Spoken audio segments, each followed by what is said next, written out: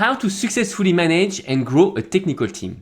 After 10 years working with startups and after reading tons of books, I can tell you that there is a pattern followed by highly successful startups all over the globe. And in today's episode, I dissect and summarize what every C-level founders or managers in startups should know to thrive in this environment.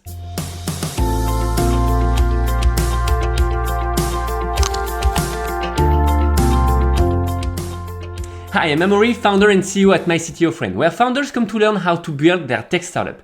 And with this Startup Snack series available on both podcast and YouTube, we want to share the essential to make it easier for you to build your tech startup. So before to get started with that amazing topic, small disclaimer, what I'm about to share is adapted to tech startups and to highly innovative organizations.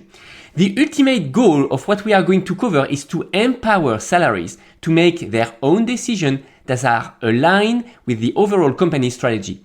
We are inviting them to be bold, to be willing to take some risks, and to create outstanding outcomes. It's also because old school, like top-down approach do not work anymore or do not allow enough creativity to support the growth that is required in a startup environment. And it also do not really allow any company to reach its full potential if we are not using all the creativity and the know-how of the entire company. Everything I'm about to share with you today is based, yes, on my experience, but above all on top management books about startups and about what I've read and tons of videos and well-known influencers in this industry. So of course, if you like that content and that summary, subscribe to our channel, put a thumbs up, and of course, I'm going to share top books by the end of that video if you want to get deeper on that topic. So let's get started with the first principle to consider, which is the impact of each of us on a team, on a project.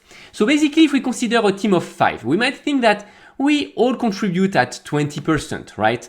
But that's the wrong approach. Why? Because a team aims towards the same goal. And it's more like kind of a chain. And if on the chain there is a ring that is broken, then we need to repair that chain. So it means that we need to replace maybe a team member. We need to rebuild what wasn't built right. We need to train the new member. It's a lot of energy required and potentially wasted. So just understand this. If anyone in the team has some difficulties, the entire team has difficulties. So the question you might wonder is how to make a chain stronger or how to make a team stronger. And if I had to summarize it to only one word, it would be trust. Trust in both sides, ups and down and to up, as well as with your peers. Now, how to build and gain trust in your company, in your team, right? Let's think about it. Basically, we lose trust when we do not stick to our words.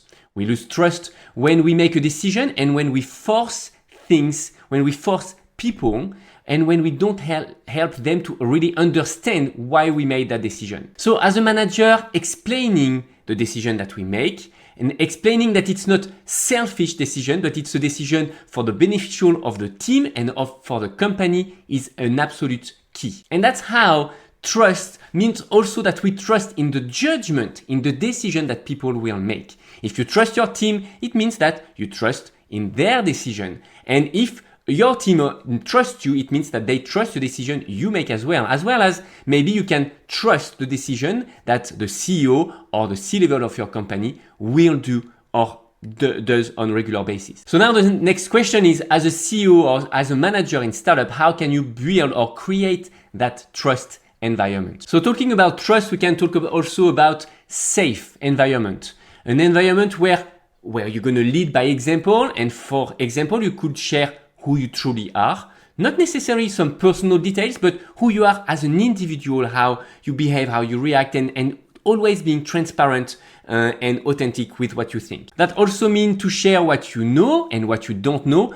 Don't be afraid of sharing what you don't know and to ask for some help, because that's what a team is all about, right? It's a team game. We need to help each other and without necessarily waiting for anything in return, by the way. And the last point is no judgment. We need to be in a safe environment where we are not afraid to be judged just based on what we said or what we've done, etc. The key here for each individual in a team and for the entire team is to seek for the truth. It's to seek for clarity and it's to seek for objectivity. So if you are a manager or if you are a C-level in your company, that means that you need to lead again by example and also to be vulnerable. Be more human, be more authentic, and the team will really see you as a leader.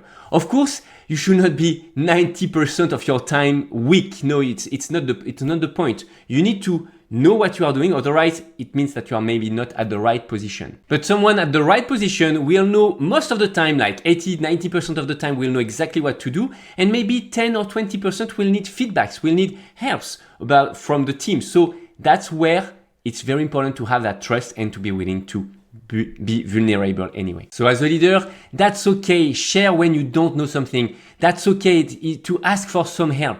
Your team will do the same, and you will also avoid tons of difficulties down the road on your project with employees that can be overconfident. That's really what we want to avoid. We need them to share when they have some doubts with their team in a safe environment. Now, one more thing.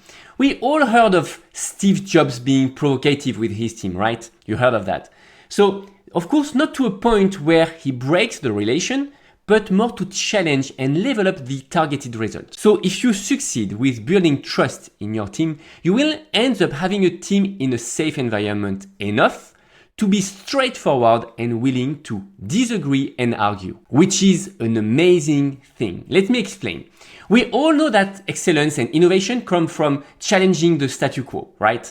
A team that follows a step-by-step process without thinking, without considering or even challenging, or it's not an innovative team, right? But if trust is established in the team, then the people will be willing to challenge themselves, to explore new opportunities, to find shortcuts, to find better ways of doing things, potentially out of their own comfort zone. And we all know that taking risks is mandatory if we want to learn something new.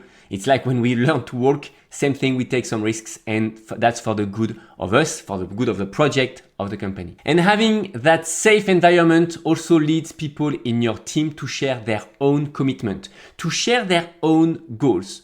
So again, as a leader, share what you plan to do, share also what are your ambitious goals that you set to yourself, and also to ask to the team or to your peers to follow up with you to see if you are on track, and especially more on your challenging goals that you have some doubt on. We are really talking here about accountability, to be accountable with each other, to build a team willing to be accountable with each of members.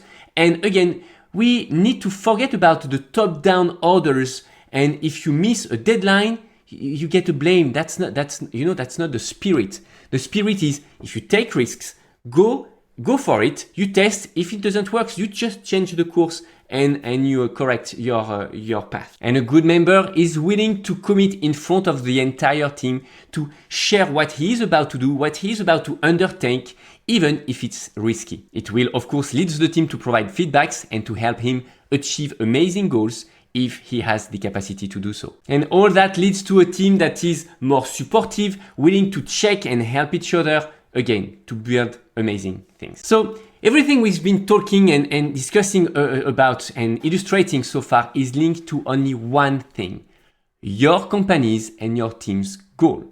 The result that you expect, that you might set to yourself maybe as a founder or as a C-level. And this is actually the goal of that pyramid created by Patrick Lencioni, a best-selling author for his book Five Dysfunctions of a Team. Trust leads to resolved conflict, which allow the team to be committed and allow to have teams members to be accountable with each other. And that allow you to focus on the target of the company. Amazing book, highly recommend. Yes, that's the 5 dysfunctions of a team. Really recommend this. And this methodology also resonates with the radical Candor from Tim Scott. Well, this is the French one, but that's the same in English, of course. Another amazing book and a methodology that leads to direct but caring communication. Developing empathy as a manager is one of the most important skills, as it allows to anticipate what people think and to find the proper direct communication to help them grow and get clarity on their own goals and progress, as well as weaknesses. So another must read if you are interested by that topic. I think you might have noticed that I really love that topic, and after managing countless technical teams and analyzing how well-known startups and scale-up works, I can tell you that companies that has the most rapid growth are companies that share that culture of empowering their team, motivating them to make fast decisions, take risks, and change courses when necessary. And that's also why in growing startups, hiring people with the same culture, with the same value is an absolute requirement. So I hope this topic helped you, and if you have any question or want to suggest a topic, feel free to drop us a comment on YouTube or Instagram. Until then, I'm looking forward to hearing from you. Bye.